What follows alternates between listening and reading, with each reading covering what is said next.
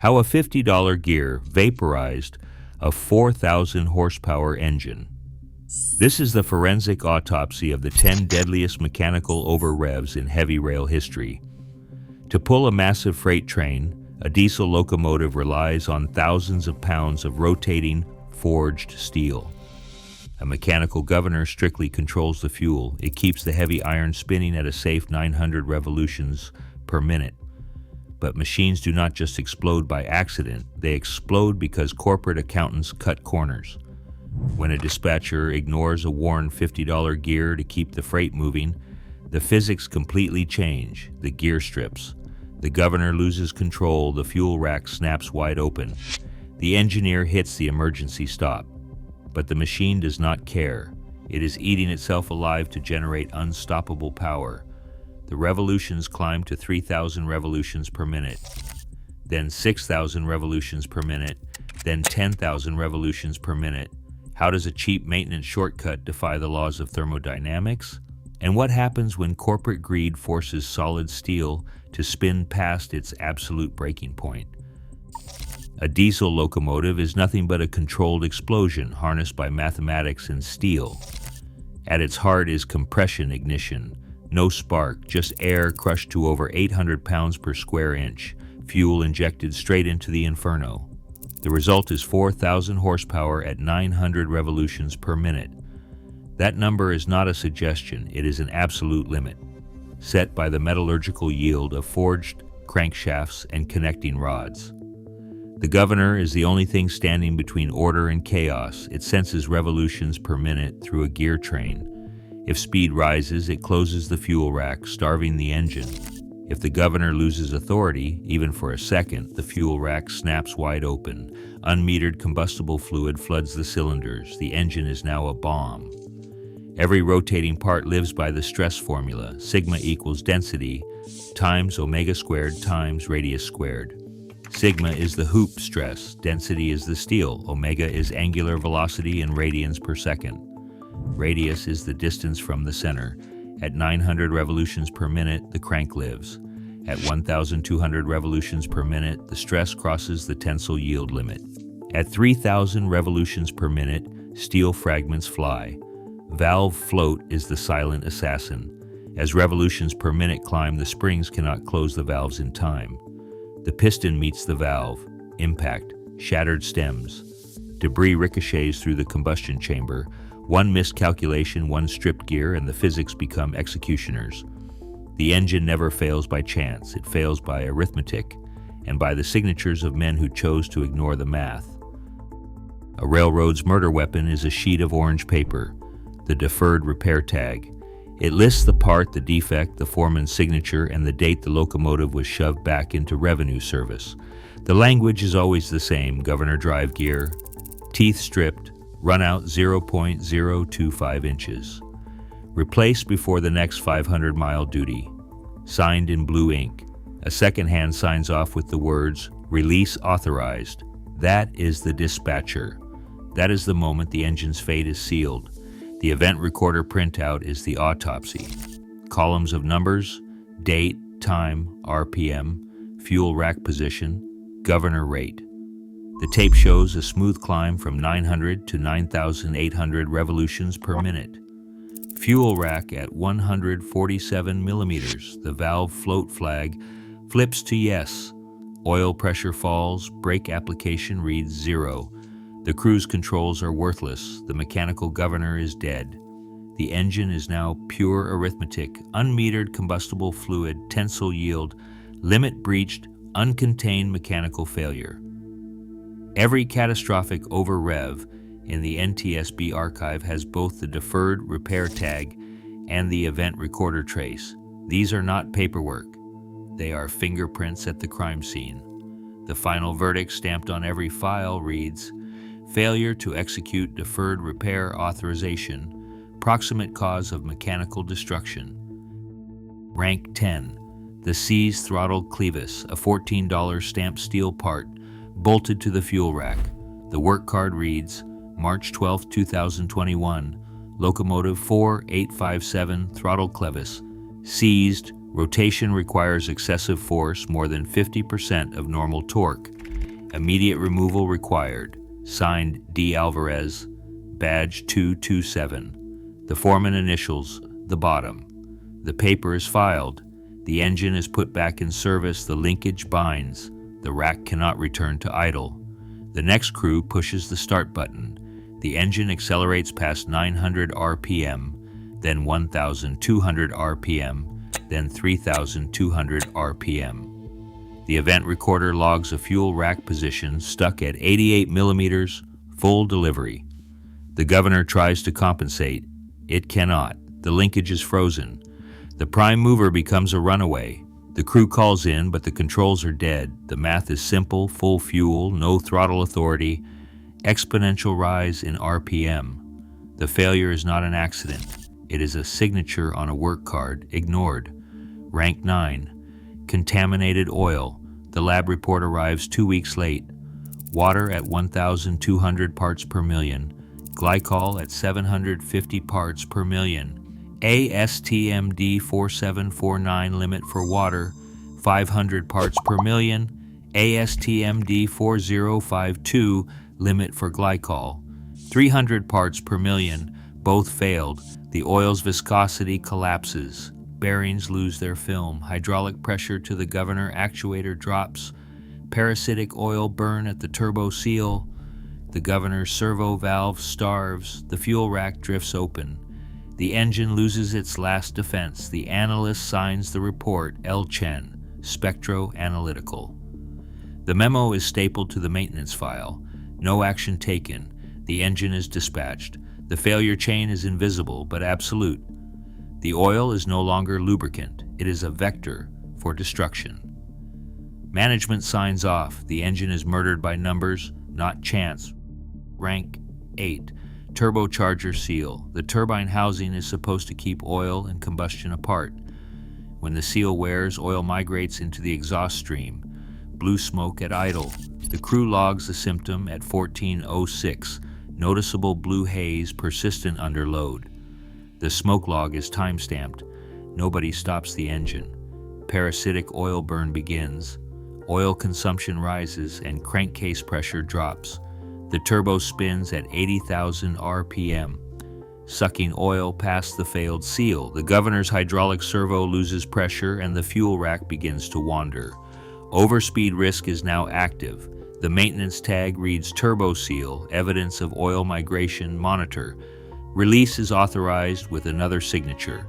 The engine is shoved back onto the main line. Nobody replaces the $300 seal. The defect is now a time bomb. Rank 7, bearing shell fatigue. The crank rides on a film of oil microns thick. When that film fails, the bearing shell takes the load. Every revolution, the shell flexes. Micro cracks form at the edge. Non-destructive testing, magnetic particle and ultrasonic C-scan maps a web of cracks invisible to the naked eye. The NDT technician circles the worst area in red grease pencil. The report is filed but ignored. The shell is not replaced. On the next outbound run, the crack propagates, oil pressure dips, and the bearing collapses. The crank journal scores the shell. Metal fragments enter the oil gallery. The engine seizes, then accelerates. The fuel rack, starved of hydraulic pressure, drifts open. The prime mover runs away. The chain of failure is written in the crack map and the deferred repair log. This is not wear, it is a signed confession by management. The engine is not allowed to heal. It is forced to run until it destroys itself. A timing gear is not a suggestion. It is the clock that governs every explosion in the cylinder. The original equipment manufacturer specification calls for run out less than 12 microns. This one measured 41 microns. The spreadsheet cell reads, defer replacement, monitor for noise. Initials M. Harlan, maintenance manager. The gear stayed in service. The timing shifted. The camshaft drifted out of phase with the crank. Fuel injection no longer lined up with top dead center. The result was combustion pressure arriving with the piston already falling. The stress spikes. Valve events go out of sync. The data log shows erratic revolutions per minute. The engine stumbles, then surges. Crew reports irregular firing, possible timing fault. The maintenance tag is orange, folded, and ignored. The gear teeth show wear patterns, scalloped, notched, heat blued. Measured with a dial indicator. Run out, 41 microns, triple the limit. The paper trail is clear. The manager signed off, authorizing another revenue run. The gear was not replaced. The timing was now a rolling dice. The next cycle, the cam lobe misses its window. Valve closes late. Piston rises. No margin left. This is not a random fault. It is a documented decision. The spreadsheet cell is the murder weapon. The timing gear neglected corrupts the entire control logic. The engine is now primed for kinetic violence. Every tooth, every micron of run out is a countdown. Management chose to ignore the warning. The engine will not forgive. Piston rings are the last barrier between combustion and catastrophe. When they fail, the engine loses its seal. Hot gases blow past the rings, straight into the crankcase. This is called Blowby. The pressure inside the crankcase spikes. Lubricating oil is whipped into a mist. Bearings, already running on a film measured in microns, are starved. The logbook shows it in numbers. Compression on cylinder 3 drops from 520 pounds per square inch to 340. The next entry, 2 weeks later, reads 260. The machinist's signature is there, black ink, barely legible. The crew reports increased oil consumption, half a gallon every 100 miles. The exhaust turns gray, then blue. Maintenance notes mention visible blowby at idle. No action was taken. The piston crown photograph tells the rest of the story. Carbon scoring, heat discoloration, oil residue burned into the metal. The pressure loss lets combustion gases bypass the rings, raising crankcase pressure and forcing oil out through every gasket. The bearings run dry. The engine is now eating itself from the inside. Every revolution drives more metal into the oil galleries. The compression log is the autopsy. Each drop in pounds per square inch is a death sentence. Management sees the numbers and they sign off anyway. The engine is sent back out. The next failure is already in motion. Valve guides are not supposed to move.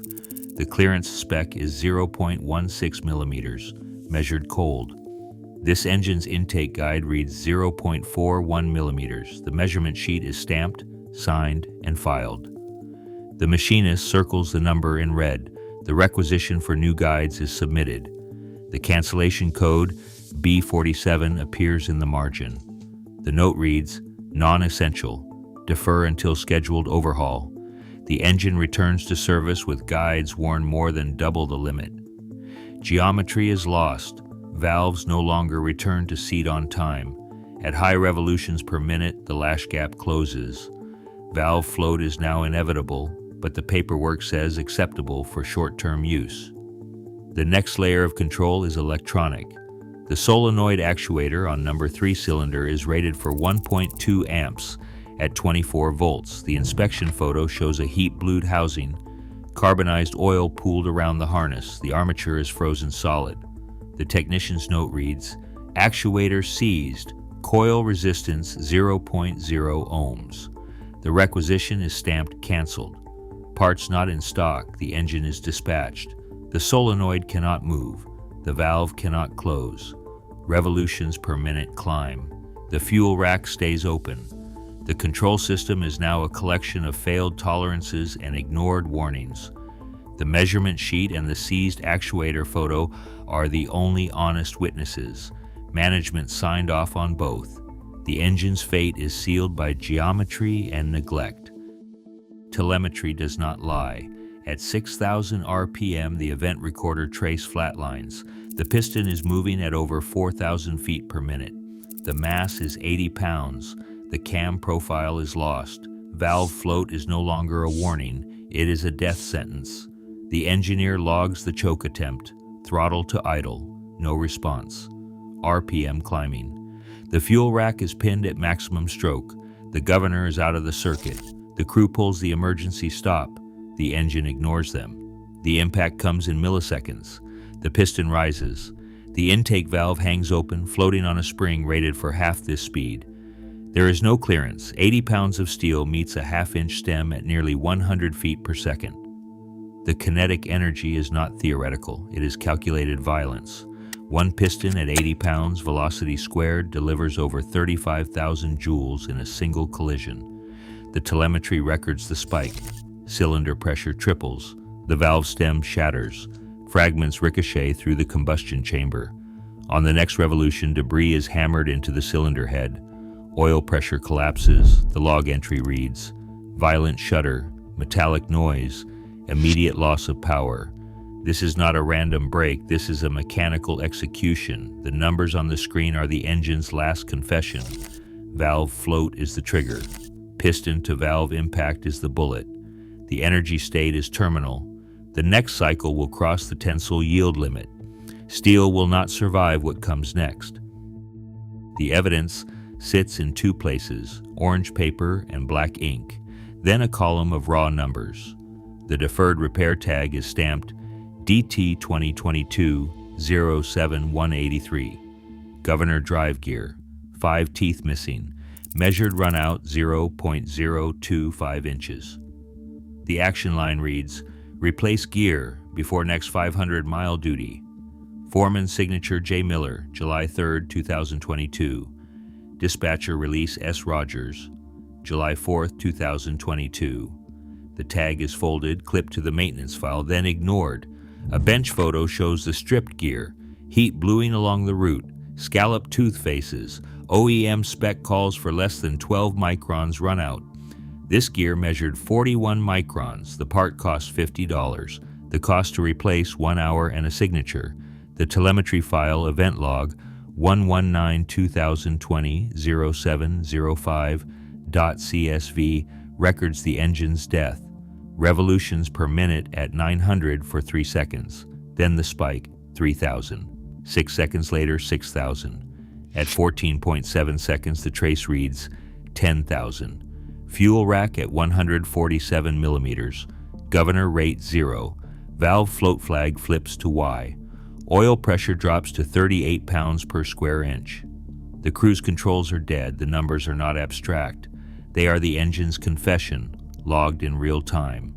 The causal chain is visible, a $50 gear, a signed tag, a telemetry sweep from idle to annihilation.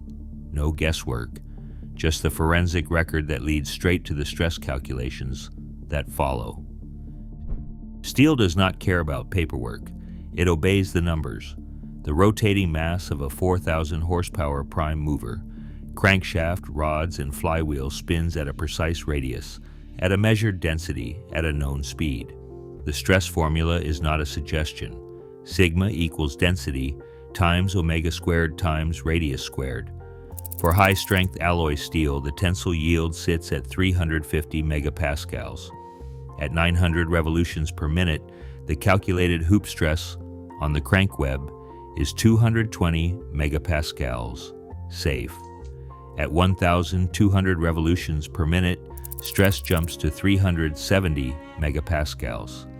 Plastic deformation begins. Micro cracks open at the fillet. At 3,000 revolutions per minute, omega squared turns the crank into a grenade. The flywheel rim at a quarter-meter radius sees over 1,600 megapascals, far beyond any alloy's limit. Fragmentation is not a possibility. It is a certainty. The event recorder prints 9,800 revolutions per minute. That is not a number. That is a verdict. The mass, the radius, the speed, every variable is signed in the metallurgist's report. The steel did not fail. It yielded exactly when the math said it would. The fragments tell the truth. The signatures on the deferred repair tag are the only cause of death. A $50 gear. That was the line item. The spreadsheet cell that decided the fate of a 4,000 horsepower machine. Management logged the cost, flagged the part as non-critical, and authorized another run. The accounting memo spells it out. Governor drive gear, defer replacement, estimated savings $50. Projected downtime avoided 18 hours. The locomotive's value $2 million. The repair cost less than a tank of diesel. The loss, total and absolute. The NTSB docket R2010 lays out the verdict in black and white. Failure to execute deferred repair authorization resulted in catastrophic mechanical destruction. The investigator's signature is stamped at the bottom. No ambiguity. The proximate cause is not fatigue, not wear, not chance. It is the decision to ignore a maintenance tag for the price of a steak dinner. There is no mystery here. The numbers on the cost memo, the signatures on the release, the NTSB's final paragraph. The engine was not lost to physics, it was vaporized by a spreadsheet. That is the moral, that is the verdict. The $50 gear is the murder weapon. The blame is signed in ink. This is what happens when the tensile yield limit of steel meets the yield limit of corporate ethics. Deferred governor gear replacement. Fuel rack locked at maximum. Unmetered combustible fluid floods the cylinders. Valve float. Compression ignition at runaway revolutions per minute. Uncontained mechanical failure. These engines are not victims of chance, they are casualties of budget meetings. Every neglected warning tag leaves another crew staring at the red line. The reckoning is always mechanical. Drop your thoughts below.